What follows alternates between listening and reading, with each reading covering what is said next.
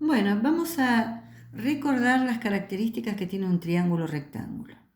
Acá lo dibujé, el triángulo rectángulo tiene un ángulo recto, obviamente, y los otros dos ángulos son agudos. El triángulo rectángulo y cualquier rectángulo tiene esta característica, que la suma de los ángulos interiores mide 180. En el caso de un triángulo rectángulo que tiene un ángulo de 90, los otros dos, que son agudos, van a sumar entre ambos 90 grados.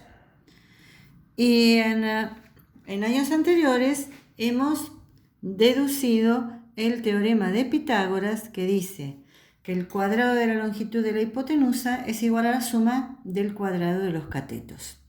Esa es toda información que ya conocemos. Ahora vamos a analizar el tema nuevo, que son las razones trigonométricas, que son directamente aplicables y deducidas a partir de un triángulo rectángulo, ¿sí? Y están relacionando los tres lados del triángulo rectángulo, las longitudes de sus tres lados. Recordemos que un triángulo rectángulo tiene dos catetos, que acá lo llamé cateto 1 y cateto 2 para darles un nombre, y la hipotenusa, que es el lado más largo del triángulo.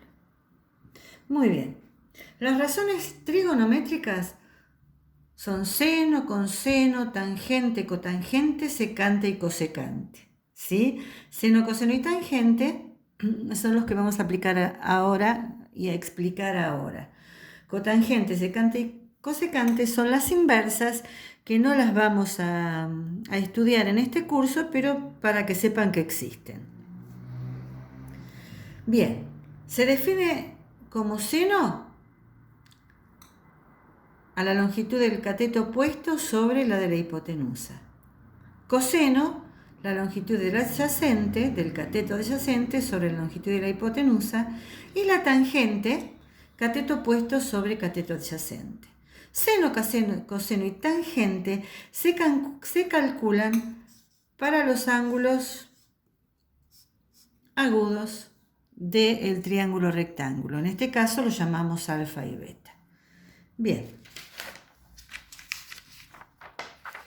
Vamos entonces a calcular las razones trigonométricas para alfa y para beta.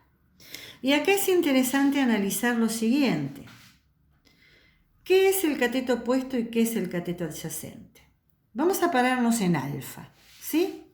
El cateto opuesto de alfa es el que tiene la vereda de enfrente. En este caso sería el lado AC.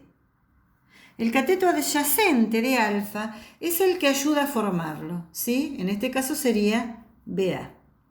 Si nos paramos en beta, el opuesto a beta sería lo que yo llamé B2, C2, es el que está en la vereda de enfrente. Y el adyacente es el que ayuda a formarlo, C1. Y en ambos casos la hipotenusa es el lado CB.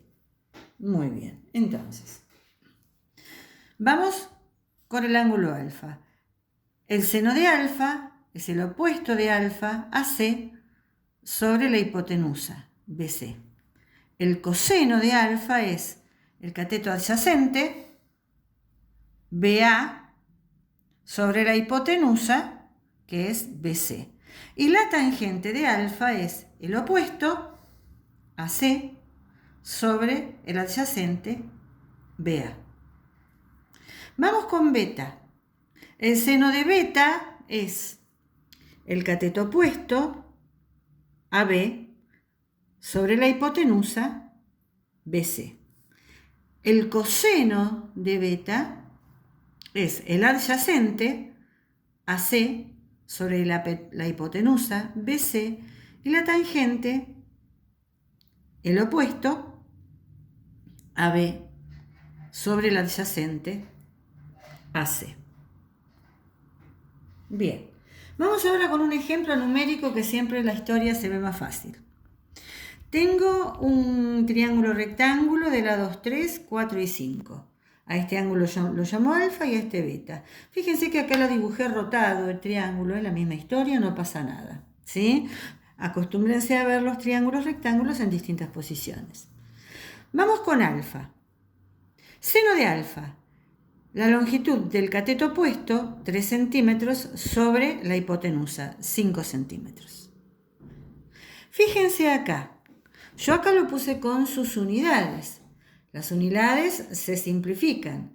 Me queda 3/5. Estamos, el seno y coseno y la tangente son adimensionales, no tienen unidades. Vamos con el coseno entonces de alfa, que es el cateto adyacente, 4 sobre la hipotenusa que mide 5, y la tangente del ángulo alfa es opuesto, 3 sobre adyacente, 4. Del mismo modo, el seno de beta es 4/5, el coseno de beta 3/5 y la tangente de beta 4/3.